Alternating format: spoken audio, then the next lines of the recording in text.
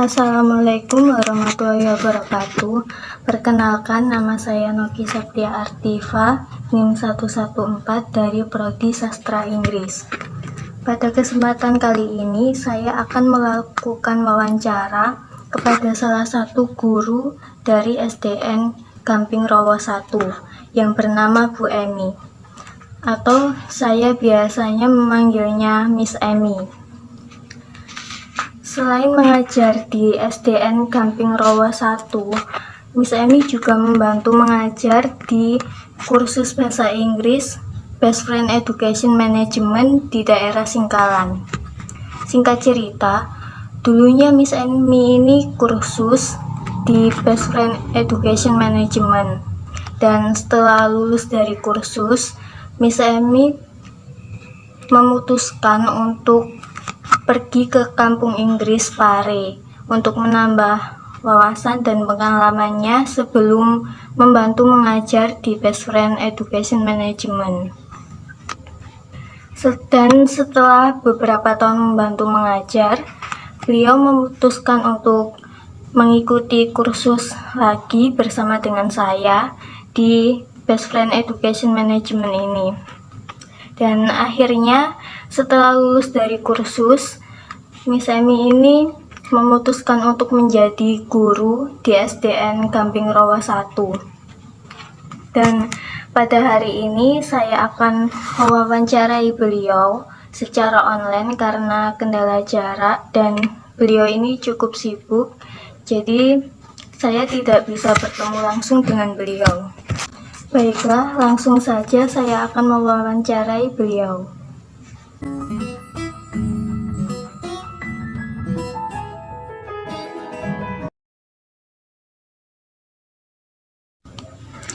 Assalamualaikum Miss Emi. Waalaikumsalam. Bagaimana kabarnya hari ini, Miss? Alhamdulillah baik. Kamu? Alhamdulillah baik juga. Long time no see, Miss. Iya, long time no see you. Ya.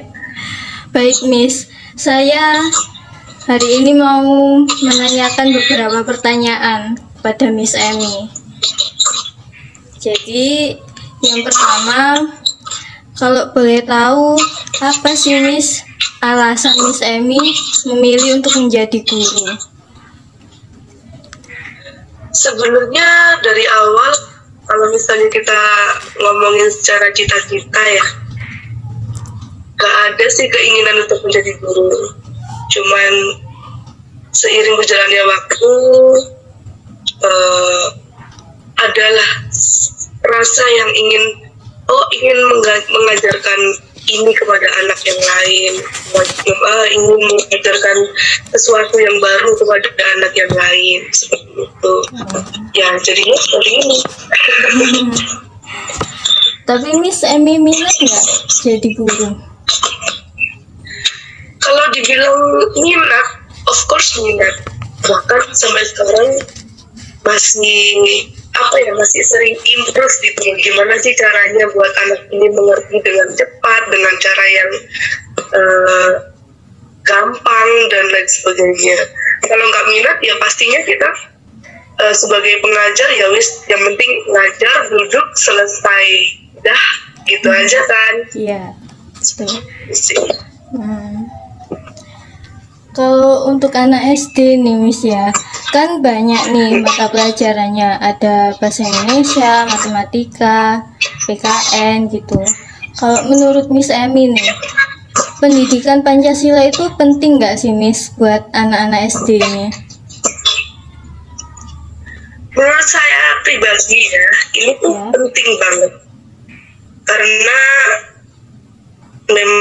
dari awal anak SD, apalagi SD itu kan sekolah dasar ya. Iya. Jadi memang harus ditanamkan rasa semacam pokoknya semua yang ada di sila itu, ada di kelima sila itu harus ditanamkan gitu pada anak gitu.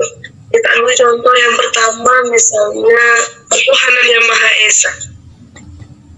Ya, as you know, kita di Indonesia itu kan ada beberapa agama.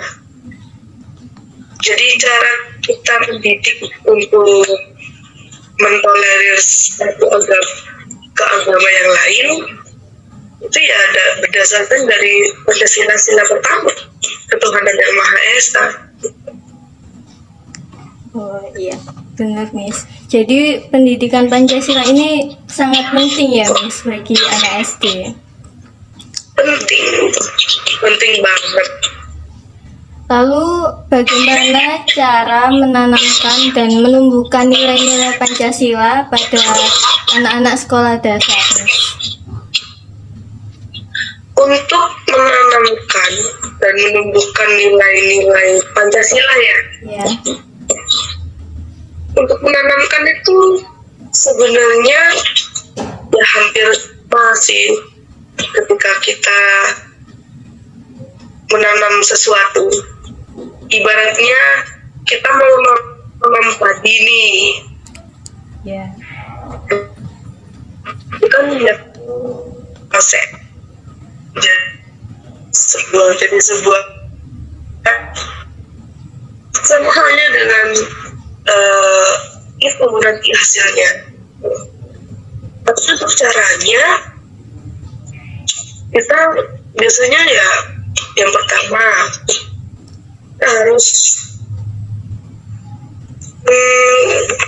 kita harus apa ya, seharusnya membuat mereka untuk menghafal kelima Pancasila.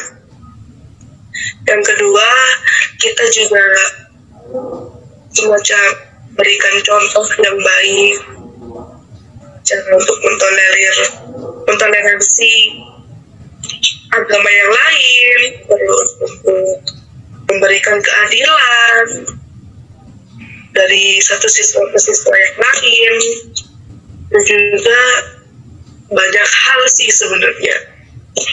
Ya, betul sekali. Kalau menurut Miss Emi nih, apakah siswa-siswi di sekolah dasar ini sudah mengamalkan nilai-nilai dari Pancasila ini? Sebagian besar ya sudah. Sebagian besar ya sudah. Contohnya bagaimana Miss? Cara mereka mengamalkan nilai-nilai Pancasila ini? Ya seperti yang saya bilang tadi, yang pertama kalau misalnya di SD tempat saya belajar itu kan ada yang beragama Kristen dan ada yang beragama Islam, dan mereka bisa berbaur menjadi satu dan mentolerir dan menghargai perbedaan itu. Itu sudah mengamalkan Pancasila yang sila pertama. Yang kedua, kemanusiaan yang adil dan beradab. Of course, mereka sudah punya adab. Yang contoh gampangnya ya, contoh yang sering banget kita lihat adalah mereka saling kepada guru di pagi hari. Mereka menyapa, sopan, santun, itu sudah termasuk mengamalkan Pancasila. Yang kedua, itu beradab. Terus yang ketiga, seperti halnya persatuan Indonesia, mereka bisa bersatu dalam satu kelas, atau misalnya kita kelompokkan lagi gitu menjadi beberapa kelompok dalam satu kelas, dan mereka bisa mengorganisasikannya dengan baik, menjalankan dengan baik. Menurut saya sudah mengamalkan Pancasila ke sila ketiga. Ya. Dan Gitu. ya. Dan kayak biasanya ada kerja kelompok, musyawarah gitu kan ya Miss? Iya betul. Kalau musyawarah mungkin kayaknya masuk di sila keempat ya. Iya, sila keempat. Iya. Kalau keadilan di sila kelima. Iya. Terus, apakah penerapan nilai-nilai Pancasila ini berpengaruh Miss, pada karakter mereka? Menurut saya sangat berpengaruh. Bisa kita lihat tadi dari sila kedua, yaitu kemanusiaan yang adil dan beradab. Mereka dari SD di sekolah dasar itu harus diajarkan apa itu yang namanya adab dan sopan santun, yang dimana adab terhadap guru, adab terhadap teman itu kan berbeda. Iya. Terus gimana sih caranya ngomong ke teman sebayanya, gimana caranya ngomong ke gurunya, itu kan sudah berbeda sekali gitu. Jadi memang harus diserap seperti itu. Jadi sangat berpengaruh ya Miss terhadap karakter mereka. Iya, berpengaruh sekali. Dan juga untuk lingkungan keluarga ya, apalagi. Iya, betul. Karena keluarga kan yang paling utama ya Miss. Iya, yang paling utama kan keluarga. Iya. Karena kan memang sebagian besar waktunya kan habiskan Di rumah. dalam keluarga. Iya. Terus apakah ada faktor pendukung Miss untuk menanamkan nilai-nilai Pancasila ini di lingkungan sekolah? Yes, betul. Faktor-faktor pendukung yang lain menurut saya dari keluarga. Bagaimana keluarga itu mendidik si anak ini, dan bagaimana si orang tua memberikan contoh kepada si anak, itu sangat berpengaruh menurut saya. Faktor-faktor tersebut ya, oke, kita ambil contoh yang faktor di keluarga tadi ya. Kalau misalnya kita nih sebagai orang tua, terus kita punya anak, terus anak kita kita suruh mencuri misalnya seperti itu, anak pasti bakalan mau. Iya, benar. Karena yang dipercaya adalah orang tua gitu loh. Dan orang tua ini berperan besar sebagai penanaman nilai Pancasila itu secara tidak langsung.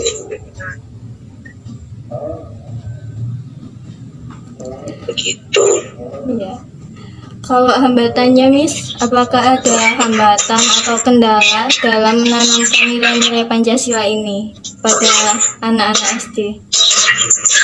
Betul, hambatan ya. Hambatan itu sebenarnya ada. Bisa dibilang banyak, bisa dibilang sedikit. Banyaknya menurut saya itu ketika si anak ini sudah mempunyai ideologi. Jadi mereka punya ideologi sendiri gitu.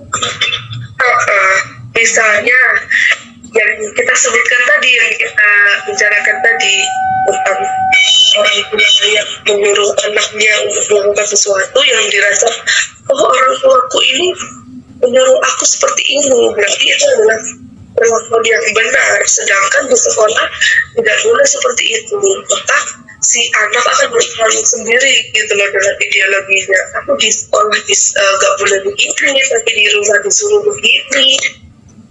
Jadi mereka berperang dengan ideologinya sendiri, sehingga besar kemungkinan anak ini akan berpotensi untuk melawan si guru tersebut.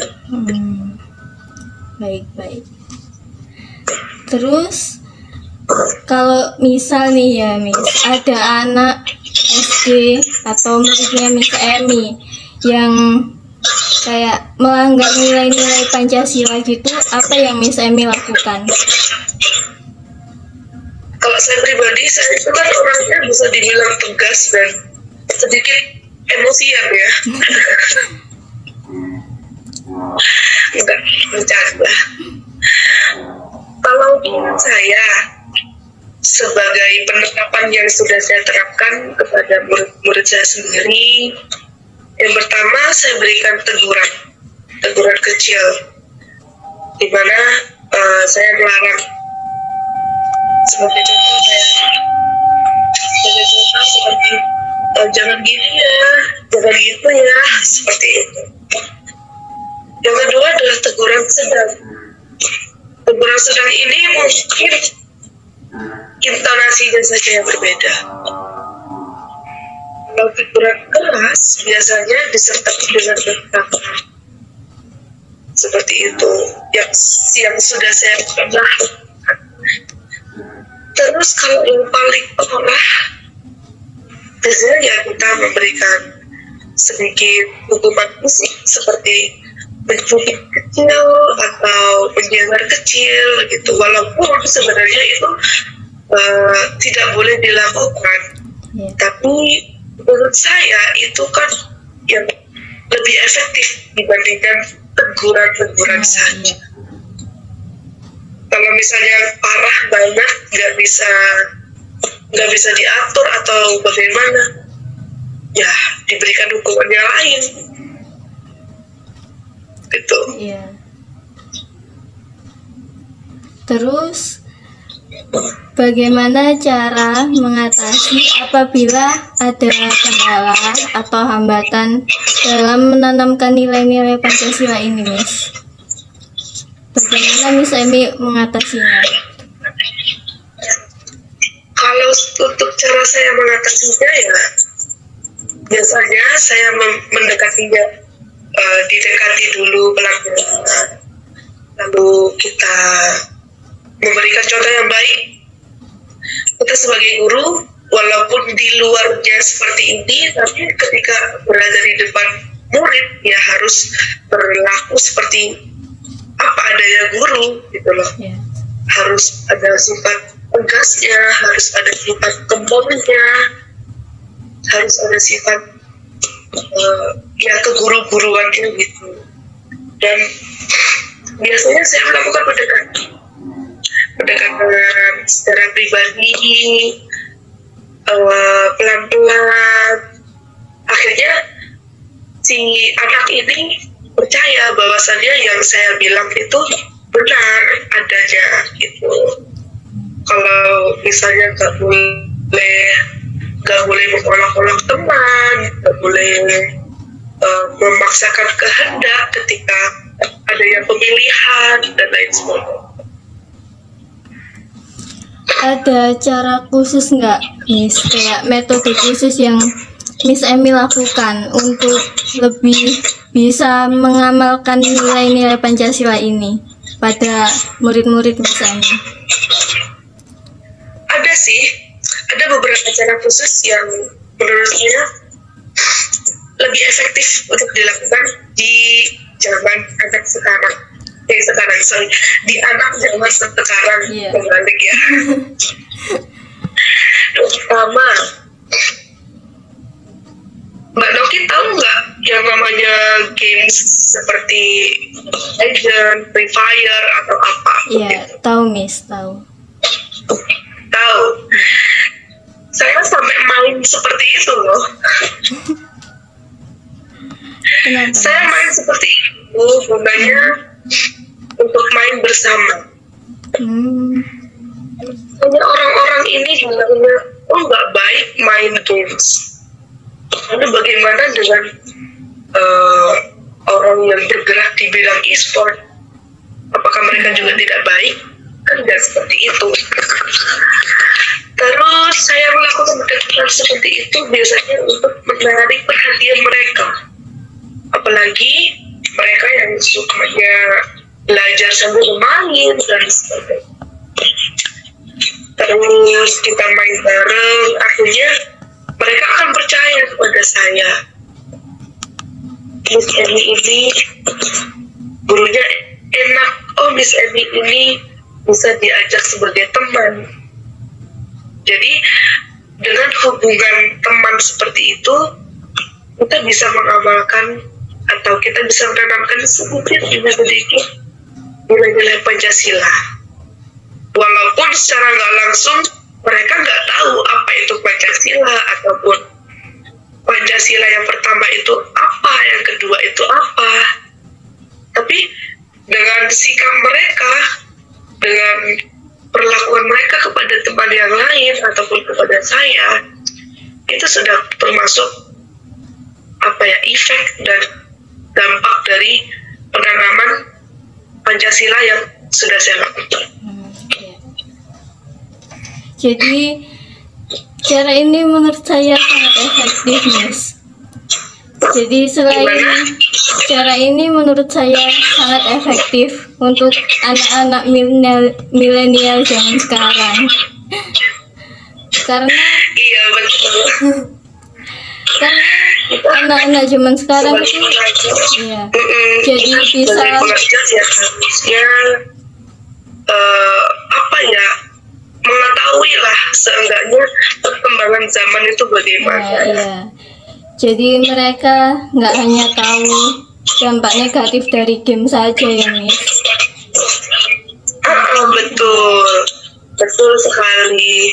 Bahkan seperti yang dianjurkan oleh pemerintah khususnya untuk pendidikan kita, itu kan ada yang namanya kejuruan dan penjurusan gitu loh. Jadi kalau kamu pengennya kalau kamu bidangnya ada di kedokteran, ya udah kamu belajar kedokteran aja, nggak usah belajar art atau seni gitu loh. Jadinya kan bentrok, ya kan? Iya, benar. Kalau menurut Misami pribadi nih, gimana cara ngatasin anak-anak yang nggak mau nurut sama Miss Emi kalau dalam proses belajar mengajar gitu, Miss? Nggak mau apa? Nggak mau nurut, nggak mau kayak menaati peraturan gitu. Ini sedikit menarik ya. Ya itu tadi, yang pertama mungkin saya akan memberikan teguran kecil, terus dan sedang, bahkan sampai bentakan kalau misalnya si anak ini tidak menurut sama sekali dengan guru. Tapi ada kalanya ketika kita ambil contoh untuk mengerjakan PR di rumah. Ya, as you know, karena sempat corona dan mereka semua sekolah daring di rumah, jadi mereka hanya berpikir sekolah, main, HP, dan lain sebagainya. Lalu mereka dihadapkan dengan sekolah tatap muka. Nah, setelah tatap muka, otomatis jatah mereka untuk bermain HP itu berkurang. Jadi mereka mungkin akan sedikit memberontak, gitu loh. Nah, benar. Jadi yang saya bilang tadi, gitu loh, ada kalanya ketika dia boleh bermain dan kadang-kadang mereka bermain gitu sama saya pakai pakai suara gitulah, sebenarnya kita satu tim kita satu tim bisa ngobrol bareng. Artinya kan kita sebagai guru kayak tadi, gimana dia udah ngerjakan PR belum, sambil main gitu kan, gimana nih tadi sekolahnya pelajaran apa, kalau nggak ada Miss Emi atau apa gitu. Jadi melakukan pendekatan seperti itu tuh sebenarnya asik, cuman kadang-kadang memaksakan ya. Iya. Kan kadang-kadang kayak si gurunya nggak suka main game, ternyata anak-anaknya suka, jadi ya gimana ya, biar si anak-anak suka gitu kan. Iya. Kalau kalau Miss Emi sendiri ini ngajar apa, Miss? Bahasa Inggris ya? Iya, kebetulan kan di SD yang tempat saya mengajar, itu kan ada 2 kurikulum. Iya. Yang pertama kurikulum ke-13. Yang kedua adalah kurikulum Merdeka. Nah, di kurikulum kurikulum ke-13 ini yang sekarang itu untuk SD bahasa Inggris itu dihapuskan. Oh, dia. Iya, jadi bahasa Inggris itu hanya masuk di pelajaran ekstra. Lalu di pelajaran di kurikulum Merdeka mereka itu sudah ada pelajaran bahasa Inggris. Begitu. Dan pelajarannya menurut saya lebih susah di yang di kurikulum Merdeka memang. Jadi itu wajib gitu apa gimana? Nggak wajib. Bagaimana? Jadi bahasa Inggris itu di sekolahnya Miss Emi tuh nggak wajib, ekstra gitu. Enggak. Iya, ekstra. Oh, Nggak wajib, karena memang dari pemerintah kan sudah dihapuskan. iya. Tapi di kurikulum Merdeka, ya di mana kelas 1 sama kelas 4, Iya. itu ada, gitu loh. Ada bahasa Inggrisnya, dan itu saya wajib. Oh gitu. Ya, Kurikulum. Jadi ya kesadaran dari murid, dari wali murid dan wali kelas dan juga sekolah aja gitu loh. Gimana cara menyikapinya. Sedangkan kalau misalnya di SD itu sudah nggak ada bahasa Inggris, tapi di SMP ada dan pelajarannya sudah cukup jauh gitu loh, kan juga kasihan di ada ini gitu loh. mereka malah kesusahan nanti ya. Betul, kesusahan. Kayak misalnya bilang say ABCD aja mereka masih kagok dan masih salah gitu loh. Ya. Baik Miss, saya rasa cukup wawancara kita pada hari ini. Terima kasih banyak Miss atas waktunya. Maaf Sama-sama. Baik Miss, saya rasa cukup. Assalamualaikum Miss, terima kasih. Waalaikumsalam. Sama-sama Novi. Good luck. Ya Miss, see you. See you. Itu tadi wawancara saya dengan Miss Emi selaku guru dari SDN Gamping Rowo 1. Dari hasil wawancara tersebut, dapat saya simpulkan bahwa pendidikan Pancasila ini sangat penting bagi siswa-siswi sekolah dasar, karena Pancasila ini dapat membantu para siswa untuk menanamkan dan menumbuhkan nilai-nilai Pancasila dalam diri mereka.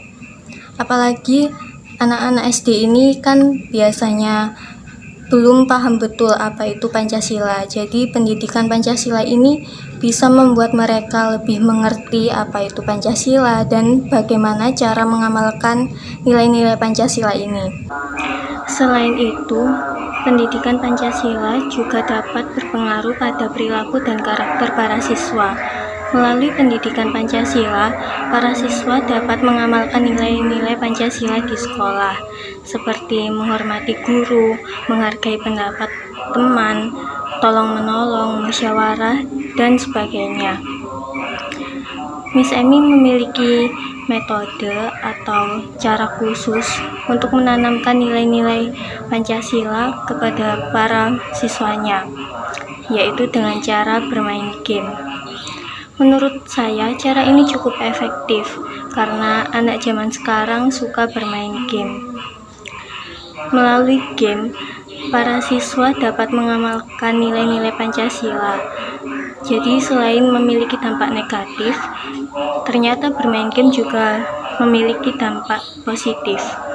Melalui bermain game secara kelompok, para siswa dapat meningkatkan rasa persatuan mereka. Dengan bermain game, para siswa dapat mengamalkan nilai-nilai Pancasila, khususnya sila ketiga. Adapun faktor pendukung dalam menanamkan nilai-nilai Pancasila kepada para siswa. Faktor pendukung tersebut yaitu keluarga, karena para siswa lebih banyak menghabiskan waktu bersama keluarga di rumah daripada di sekolah. Jadi keluarga bisa membantu menanamkan nilai-nilai Pancasila di lingkungan keluarga, seperti menghormati orang tua, menghargai pendapat orang tua, musyawarah ketika ada masalah dengan orang tua, dan sebagainya. Sekian dari saya, kurang lebihnya mohon maaf. Terima kasih. Wassalamualaikum warahmatullahi wabarakatuh.